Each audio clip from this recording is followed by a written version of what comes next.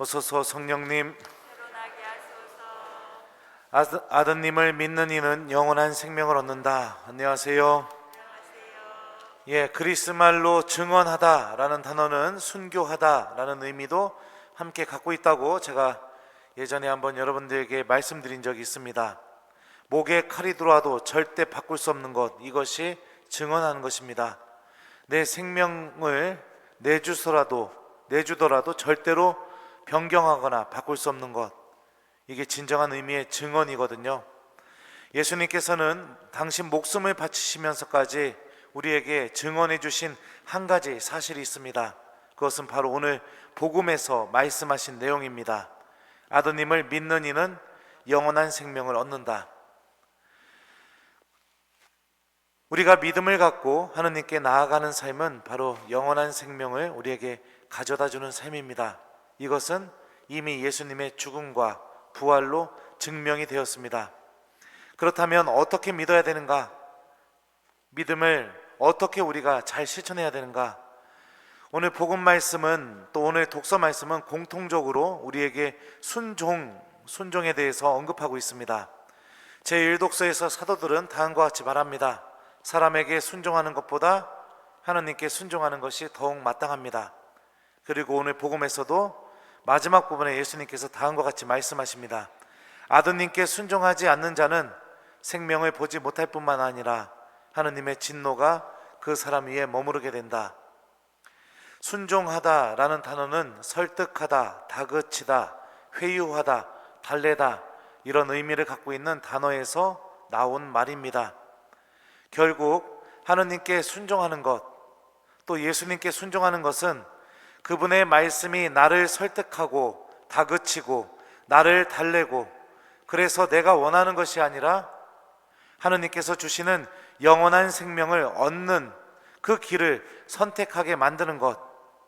그래서 오늘 제1독서에서 나오는 사도들처럼 나도 예수님께 목숨을 바치면서까지, 예수님께서 목숨을 바치시면서까지 증언하신 그 진리, 하느님께서는 당신을 믿는 나에게도, 그리고 당신에게도, 우리 모두에게도 영원한 생명을 반드시 주신다는 것을 증언하는 그 증언에 나도 동참하게 되는 것을 의미합니다. 그러나 아무도 그분의 증언을 받아들이지 않는다. 이 말씀처럼 많은 사람들은 예수님께서 목숨까지 바치면서 증언하신 그 영원한 생명, 그것에 대해서 그리 관심이 없습니다. 세상을 너무나 사랑하시어 당신 외아들까지 내어주신 하느님의 그 넘치는 사랑에 대해서도 관심이 없습니다. 그래서 그분의 말씀도 들리지 않고, 그분의 증언도 들리지 않고, 그분의 그 사랑도 보이지가 않습니다. 하지만 우리 모두가 제1독서에 나오는 사도들처럼 하느님께 순종하는 삶을 이 세상에서 살아간다면 예수님의 증언은 우리 모든 이들에게 빛이 될 것입니다. 순종한다는 것은 하느님의 말씀이 놀랍게 내 안에서 활동하는 것을 의미합니다. 나를 가르치고, 나를 설득하고, 나를 달래고, 나를 다그치고, 그래서 나의 영혼이 하느님께서 주시는 그 빛으로 나아가는 삶으로 내가 걸어나갈 수 있게 만드는 것, 이게 진정한 의미의 순종입니다.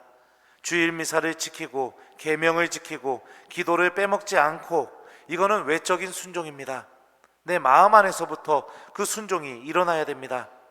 주님의 말씀이 내 안에 살아있게 될 때, 주님의 말씀이 숨쉬며 매 순간마다 내 영혼에게 속삭이게 될 때 진정한 의미의 순종이 우리들 안에서 일어나게 되고, 우리들은 그 순종을 통해서 예수님께서 보여주신 그 명확한 진리, 목숨을 바치면서까지 보여주신 그 확실한 증언, 곧 아드님을 믿는 이는 영원한 생명을 얻는다는 것을 세상에 드러내게 됩니다.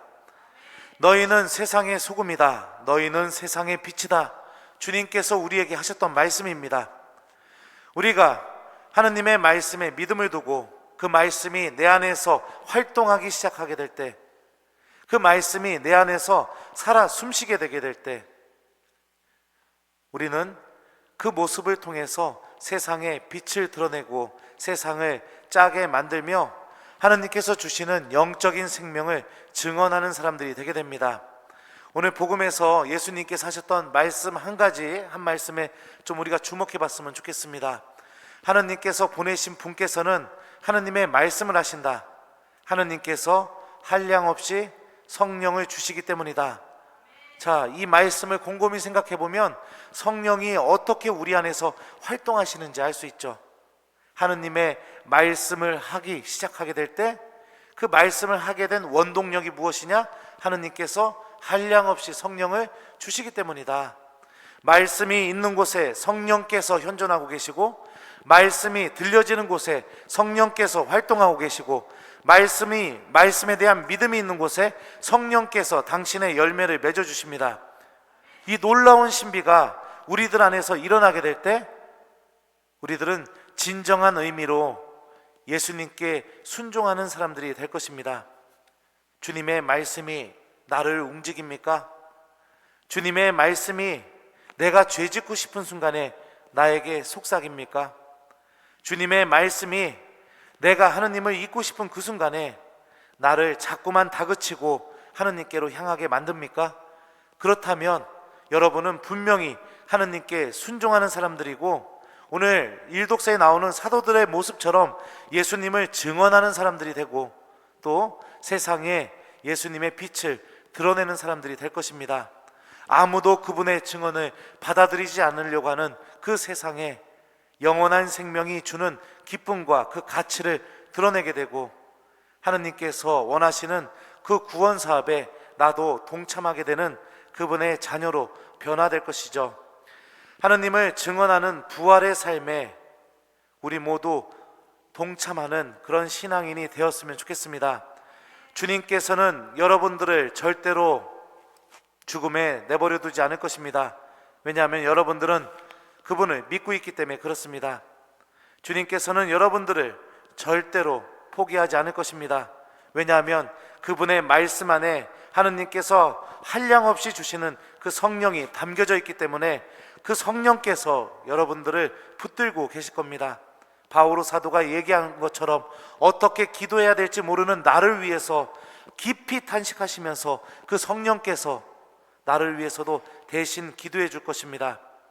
내가 하느님의 말씀을 진정으로 듣기 시작하게 될 때 이 놀라운 모든 신비가 나의 삶 안에서 이루어진다는 것을 굳게 믿고, 우리도 정말로 마음 안에서부터 하느님께 순종하는 신앙인이 되었으면 좋겠습니다.